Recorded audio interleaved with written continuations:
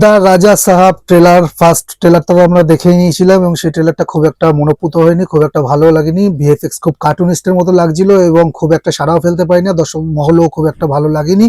তাই রাজা সাহেবের 2.0 ট্রেলার আজ ড্রপ করা হয়েছে, সেকেন্ড ট্রেলার বলতে পারো এটাকে। তো সেই ট্রেলারটা কেমন লাগলো তারই একটা চেনাকাটা করবো। তো দিস ইজ জিশো, তোমরা হচ্ছে চলো রিভিউ করি চ্যানেলে, তোমাদের সকলকে সুস্বাগতম। এখনো পর্যন্ত যারা সাবস্ক্রাইব করবে তাদের কাছে আমার হাইলি রিকোয়েস্ট থাকবে যে প্লিজ তোমরা সাবস্ক্রাইবটা করো আর পাশে থাকা বেল আইকনটা প্রেস করে নোটিফিকেশন অন করে দাও। আমি রিভিউটা শুরু করছি। তো ট্রেলারে প্রভাসকে তিনটি আলাদা লুকে দেখা যাচ্ছে, একটি ইয়ং লুক, একটি ওল্ড লুক এবং সব থেকে চর্চিত জোকার লুক। এই জোকার লুকটা এবারে এসছে, সেকেন্ড যে ট্রেলারটা দিয়েছে ফার্স্ট পার্টে এই জোকার লুকটা দেখা যায়নি। ওল্ড ক্যারেক্টারটি কেন অদ্ভুত আচরণ করছে এবং জোকার লুকটি আসলে কিসের সংকেত দিচ্ছে তা নিয়ে দর্শকদের মধ্যে একটা দারুণ এক্সাইটমেন্ট কাজ করতে চলেছে। অনেকেই মনে করছেন এটা কালকির কর্ণ রোলের মতো কোনো সারপ্রাইজ হতে পারে। সঞ্জয় দত্তের ইয়ং অবতার আমরা এখানে দেখতে পাচ্ছি। আমরা আগে সঞ্জয় দত্তকে ওল্ড লুকে দেখলেও এই ট্রেলারে তাকে বেশ কয়েক সেকেন্ডের জন্য ইয়ং লুকে দেখা যাচ্ছে। ধারণা করা হচ্ছে মুভিতে তার ব্যাক স্টোরি বা কিভাবে তিনি অলৌকিক ক্ষমতা পেলেন তা দেখানো হবে। ট্রেলারের একটি বিশাল স্যান্ডম্যান বা বালির দৈত্যের সাথে প্রভাসের লড়াইয়ের দৃশ্য আছে। মারুতি আগেই বলেছিলেন যে ইন্ডিয়ান সিনেমায় এমন ক্লাইম্যাক্স আগে দেখা যায়নি। এই স্যান্ডম্যানের ফাইটটি সম্ভবত মুভির সেই বড় সারপ্রাইজ হতে যাচ্ছে। আর সেই অভিশপ্ত বাংলো ও তার 6টি দরজা মুভিটির মূল কেন্দ্রবিন্দু হতে চলেছে। একটি রহস্যময় বাংলো, ট্রেলারে ইঙ্গিত দেওয়া হয়েছে যে এই বাড়িতে আসা সহজ কিন্তু বের হওয়া কঠিন। শোনা যাচ্ছে এই বাড়িতে 6টি রহস্যময় দরজা আছে যা গল্পের মোড় ঘুরিয়ে দেবে। প্রভাসকে একটি কুমিরের সাথে লড়াই করতে দেখা যাচ্ছে, যার ভিএফএক্স কার্টুনিস্ট তো লাগছে, একটু অল্প আতকাছে আছে যদিও, কারণ এর মধ্যে একটু মানে কিরকম একটা অ্যাড্রাপ লাগছে, জানি না বইতে কেমন হবে।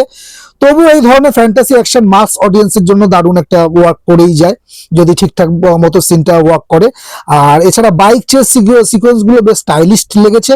সঞ্জয় দত্তকে মূল ভিলেন মনে করা হলেও আমার কেন জানি না মনে হচ্ছে বোমান ইরানি হতে পারে আসল মাস্টার মাইন্ড। ট্রেলারে তার ক্যারেক্টারটি বেশ রহস্যময় রাখা হয়েছে। প্রভাসের স্ক্রিপ্ট সিলেকশন আগের চেয়ে অনেক বেশি এক্সপেরিমেন্টাল আছে এই বইয়ের জন্য। দা রাজা সাহেব যদি এর ড্রামা এবং হরর এলিমেন্ট ঠিকঠাক ব্যালেন্স করতে পারে তাহলে কোটির ক্লাবে তো ঢোকা অসম্ভব কিছু না। তো কত কোটি টাকার ক্লাবে ঢুকবে সেটা এক্ষুনি বলা যাচ্ছে না। এটা খুব হাইলি চান্স আছে 50-50 হওয়ার, না একেবারে ডিজাস্টার হবে না হলে লেগে যাবে বইটা। তো কেমন হয় সেটাই দেখাটা। প্রভাসের ওই ডায়লগ ডেলিভারির মধ্যে ওই ম্যাড্রাজি যে টাচটা, সাউথের টাচ, সেটা তো থেকেই যাচ্ছে। এখন জানি না এরপরে তো তার মুভিটা রিলিজ করছে 9 তারিখে, দেখা যাক যে মুভিটা কেমন হয়। এরপর আমরা মুভিটা সরাসরি দেখে তার রিভিউ করতে পারবো। তো এখনো পর্যন্ত যা বোঝা যাচ্ছে যে ফার্স্ট ট্রেলার থেকে সেকেন্ড ট্রেলারটা কিন্তু একটা সামান্য এক্সাইটমেন্ট জেনারেট করলেও করতে পারে। খারাপ হয়নি, ট্রেলারটা ভালো লেগেছে, কিন্তু ভিএফএক্স একটা অ্যামার্চেরিস ব্যাপারটা এখনো থেকে যাচ্ছে। তো সেটা হয়তো বইতে তো আর এখন মেকআপ করা যাবে না, এটাই আমাদের দেখতে হবে। দেখা যাক বইটা আদতে কেমন হয়। হরর এলিমেন্ট, স্টোরি সেটা কিরকম হয়, স্টোরিটা কিন্তু আমরা দুটো ট্রেলার দেখার পরও গিভওয়ে মানে আমাদের কাছে ঠিকঠাক মতো মানে ক্লিয়ার হয়নি যে এই বইয়ের স্টোরিটা অ্যাকচুয়ালি কি হতে চলেছে। তার জন্য আমাদের 9 তারিখ পর্যন্ত অপেক্ষা করতে চলেছে।